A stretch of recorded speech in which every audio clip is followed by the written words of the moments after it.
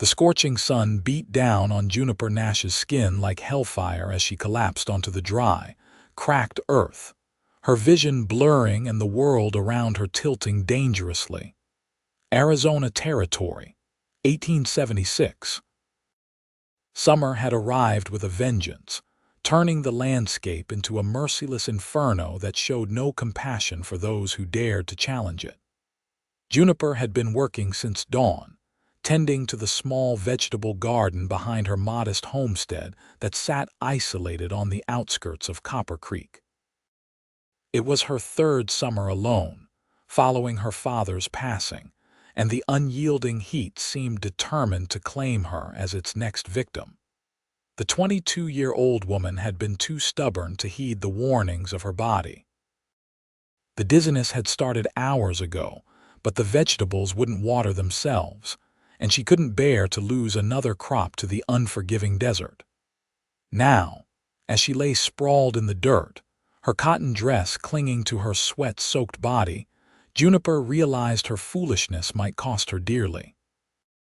"Water," she rasped, her throat so parched that the single word felt like shards of glass. But there was no one to hear her plea. The nearest neighbor was 3 miles away, and visitors to her remote homestead were rare as rainfall. The sound of hoofbeats registered dimly in her consciousness. Hallucinations, she thought bitterly. The heat playing tricks on her mind, conjuring saviors where there were none. Her eyelids fluttered closed against the blinding sunlight, too heavy to keep open any longer. The hoofbeats grew louder, more insistent, until they stopped altogether. The creak of leather and the thud of boots hitting the ground barely penetrated the fog engulfing her mind. "Good Lord, miss," a deep voice exclaimed. "What in tarnation are you doing out here in this heat?" Strong hands gently turned her over, and Juniper forced her eyes open. A man's face swam before her, features blurred by her heat-addled vision, but she could make out concerned blue eyes beneath the shadow of a wide-brimmed hat. "Water," she whispered again, the word barely audible. Without hesitation, the stranger lifted her head and pressed a canteen to her cracked lips. The water was warm, but it felt like heaven as it trickled down her parched throat. He pulled it away before she could gulp too much. "Easy now." "Too much at once will make you sick," he cautioned, his voice a low rumble that seemed to vibrate through her. "You're burning up something fierce." Juniper tried to speak, to thank him or perhaps explain her foolishness, but no words came. Instead, the world tilted again, darkness creeping in from the edges of her vision. The last thing she felt was being lifted into strong arms, cradled against a solid chest that smelled of leather, horse, and sun-baked cotton. "I've got you, miss," the man assured her as consciousness slipped away. "I've got you." When Juniper next opened her eyes, she was lying on her own bed inside her small cabin. The familiar patchwork quilt was pulled up to her waist, and a damp cloth rested on her forehead. For a moment, she wondered if she had dreamed the entire episode until she turned her head and saw a stranger sitting in her father's old rocking chair. He was tall, even seated, with broad shoulders that strained against a faded blue shirt. His face was sun-bronzed and weathered, with lines around his eyes that spoke of squinting into harsh sunlight. Dark blonde hair curled at his collar, and those concerned blue eyes she remembered were now alert and watching her. "You're awake," he said, standing up in one fluid motion. "How are you feeling?" Juniper struggled to sit up, suddenly aware of how vulnerable she was.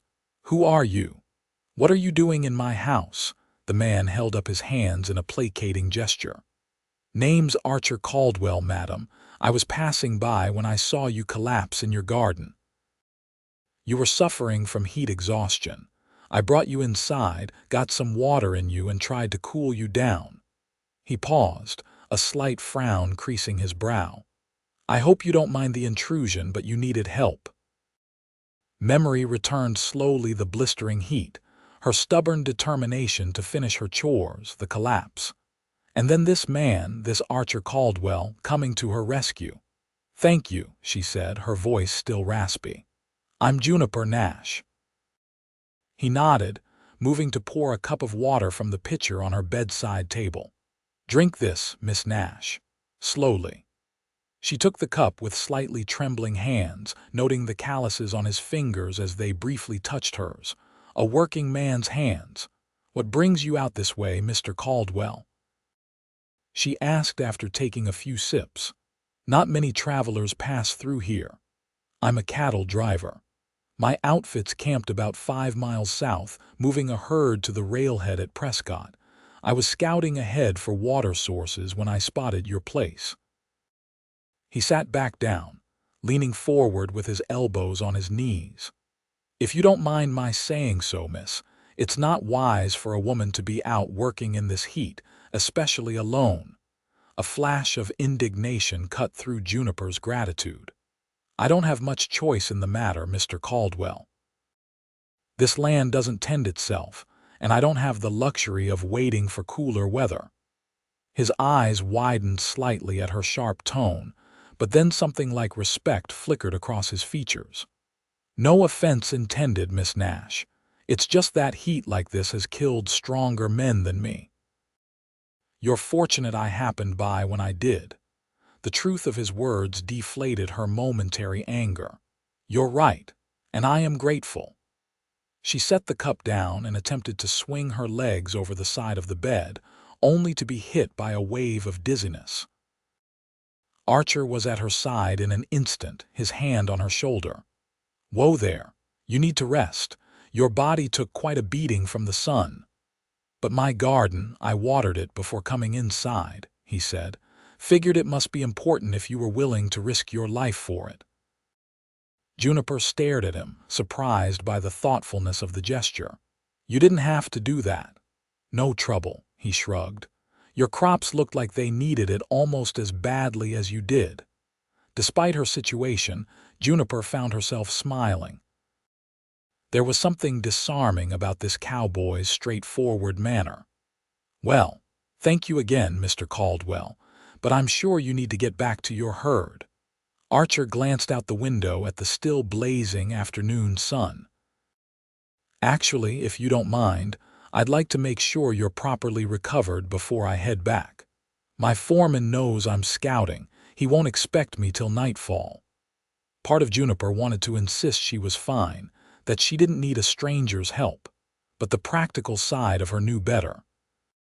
She was still weak, and pushing herself had already proven dangerous. "I suppose that would be sensible," she conceded, "though I don't have much to offer in the way of hospitality." "I spotted a coffee pot on your stove," he said with a small smile. "That's hospitality enough for a cowboy." Over the next few hours, as the worst of the heat began to subside, Juniper learned that Archer Caldwell was 30 years old, had been driving cattle for 12 years, and hailed originally from Texas. He was soft-spoken but direct, with a quiet confidence that came from years of self-reliance. In turn, she told him about her father, a stubborn prospector who had staked his claim on this land after years of fruitless searching for gold. He had built the cabin and started the farm, determined to prove he could wrest a living from the harsh terrain. When pneumonia took him 3 winters ago, Juniper had stayed on, unwilling to abandon the only home she'd known since she was 15. "It's not an easy life," she admitted as they sat at her small table, sharing a simple meal of beans and cornbread she had insisted on preparing despite Archer's protests.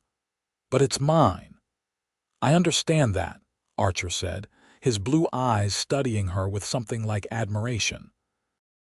Not many would have the grit to stick it out alone. As dusk approached, Archer reluctantly prepared to leave. "I need to report back, but I don't like the idea of leaving you here by yourself, especially after today. I've been managing on my own for 3 years, Mr. Caldwell," Juniper reminded him, though she was surprised by her own reluctance to see him go. "Archer," he corrected. And managing is one thing, thriving is another. He hesitated, then added, "Our outfit will be camped nearby for another day or two while the herd grazes.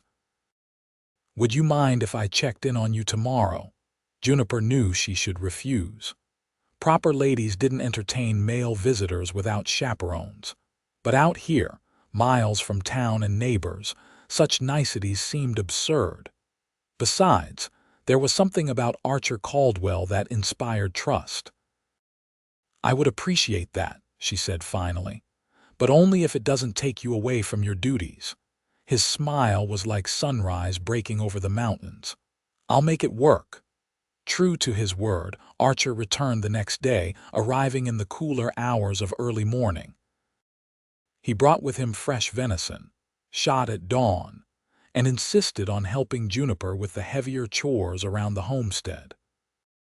Together they repaired a leaking section of her roof, reinforced the chicken coop against predators, and dug irrigation channels in her garden that would make watering more efficient. Working side by side, they fell into an easy rhythm, as if they had been doing so for years rather than hours. "You're good at this," Juniper observed as she watched him split logs for her woodpile with powerful, efficient strokes. Archer paused, wiping sweat from his brow with his forearm. "My pa had a small spread in Texas before he lost it to drought and taxes. I grew up doing this kind of work." "Why did you become a cattle driver instead of a farmer?" He rested the axe against the chopping block, his expression thoughtful. "After we lost the farm, there weren't many options. Driving cattle paid well enough and offered something I needed at the time." "What was that?" "Movement," he said simply. "I didn't want to stay in one place and watch it wither away again." Juniper understood that feeling all too well, the fear of investing everything in one patch of earth only to see it fail.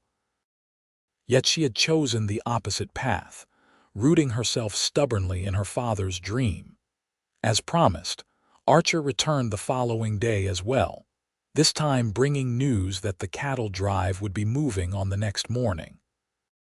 "I wish I could stay longer," he said as they sat on her porch that evening, watching the sunset paint the desert in shades of fire. "Help you get more prepared for the rest of summer." "You've done more in 2 days than I could have managed in 2 weeks, Juniper assured him. "I don't know how to thank you." Archer was quiet for a long moment, his profile gilded by the fading light. "Can I write to you, Juniper?" he asked finally, using her first name for the first time. "When I reach the end of this drive, I mean." The question caught her off guard, sending an unexpected flutter through her chest. "I'd like that," she answered honestly, "though mail is irregular out here. I'm a patient man," he said with a small smile, "and I'd like to know you're doing all right." That night, after Archer had ridden back to his camp for the last time, Juniper lay awake, puzzling over the strange emptiness she felt at the thought of his departure. 3 days ago, she hadn't known Archer Caldwell existed. Now, the idea of returning to her solitary life seemed unbearably lonely. Morning came too quickly, bringing with it the knowledge that Archer would be moving on with his herd. Juniper went about her chores mechanically, telling herself that life would return to normal, that she had managed fine before he appeared and would do so again. She was so lost in her thoughts that she didn't hear the approaching rider until he was almost at her door. Looking up from her washtub, she was startled to see Archer dismounting from his horse, leading a second mount behind him.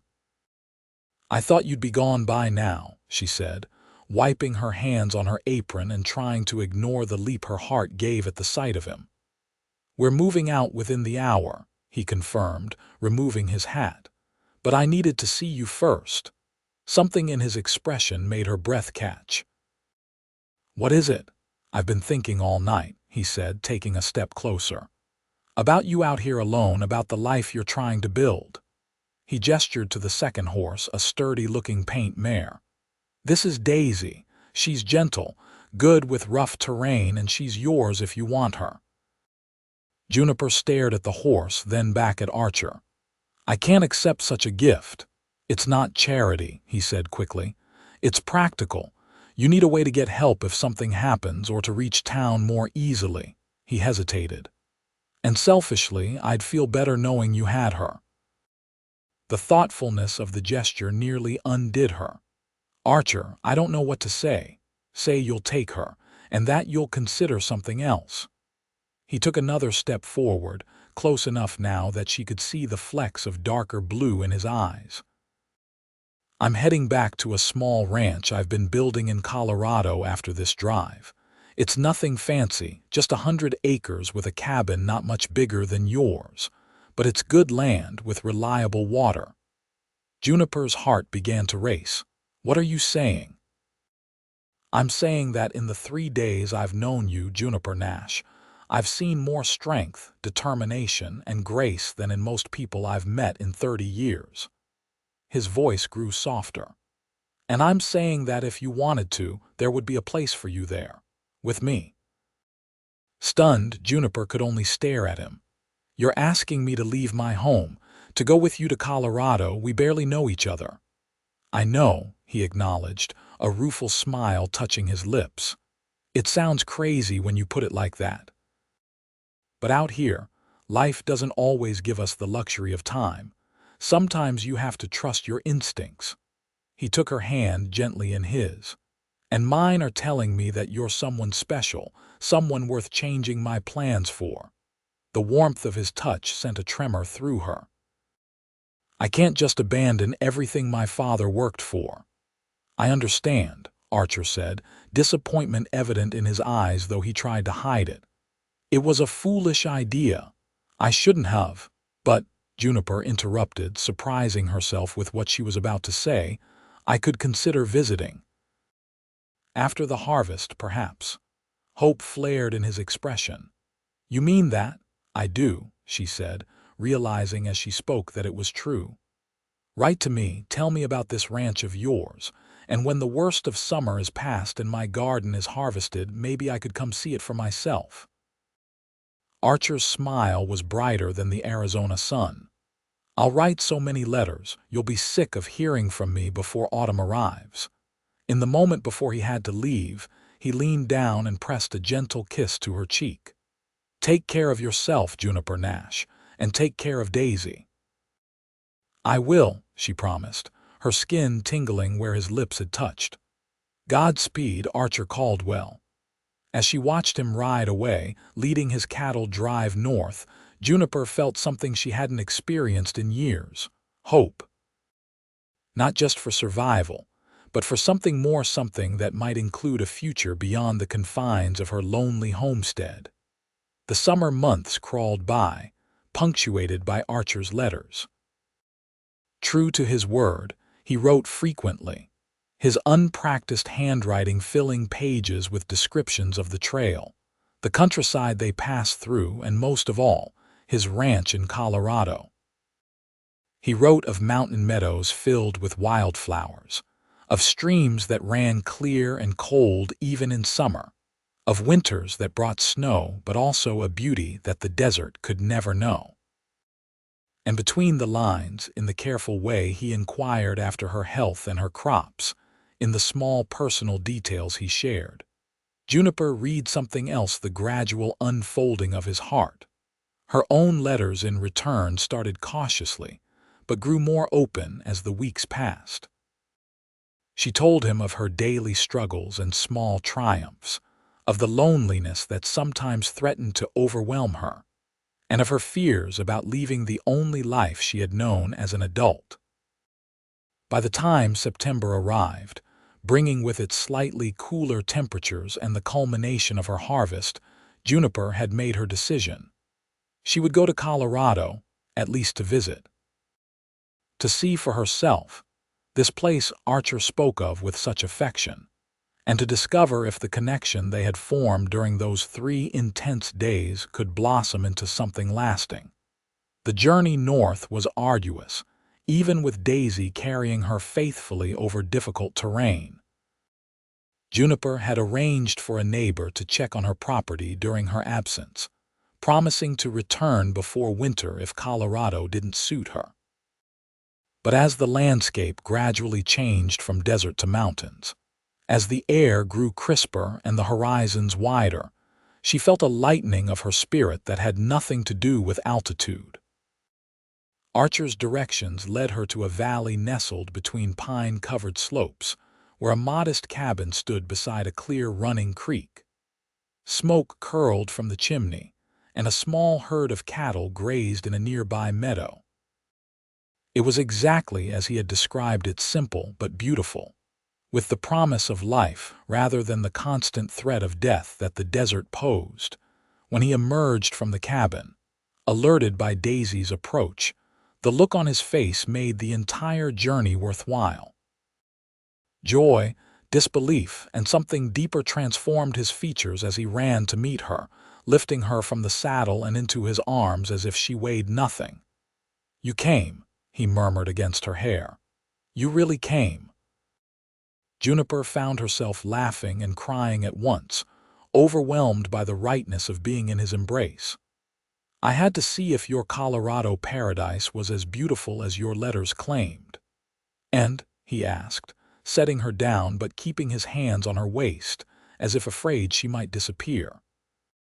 Looking around at the mountains painted with autumn colors, at the sturdy cabin he had built with his own hands, and most of all at the man before her, his blue eyes filled with a tenderness that took her breath away, Juniper knew her answer. "It's more beautiful," she said softly, "because you're here."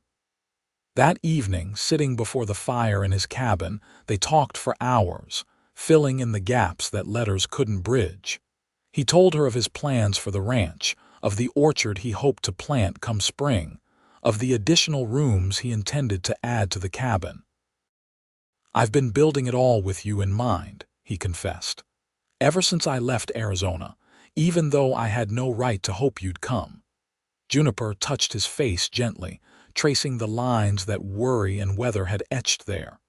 "I think part of me knew even then that I would. That day you found me, I wasn't just suffering from the heat. I was dying inside, slowly withering away in isolation." "And now?" he asked, catching her hand and pressing a kiss to her palm.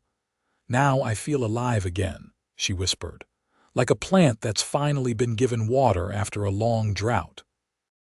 In the weeks that followed, as autumn deepened around them, Juniper and Archer built a life together.